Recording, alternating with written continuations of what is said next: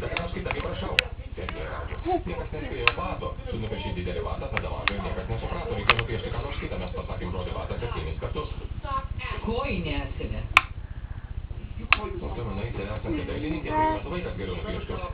Prašau man atleisti, kad neturiu Tau čia panašu į kojinę? talento važinėti raudonų autobusų ir rodyti pastatus, kuriuos pastatė kiti garsų žmonės.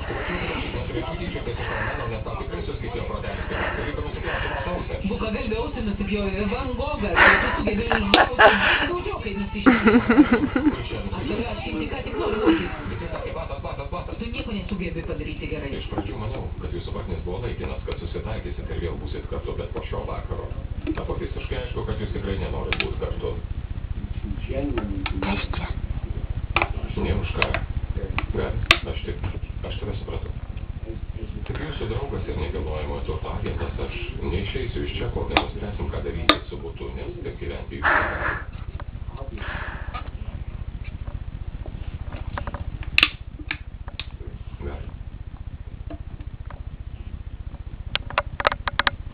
Yra vienintelė logiška išeitis, kurią sugebu išmąstyti. Ji turi išsikęsti ir sumokėti man kompensaciją už darbą, kurį aš atlikau. Ką čia darai? Ką? Sumokėti tau kompensaciją už darbą? Mes viską darėm kartu? Gal tu trenkta? Tu tik maklinėjai su kempinė, vėliau užsidarė vienintelį ir apšojate tuos savo šudukus. Ką dariu?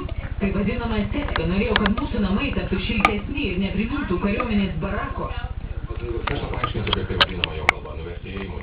Nebent kito pirkėjo skonis.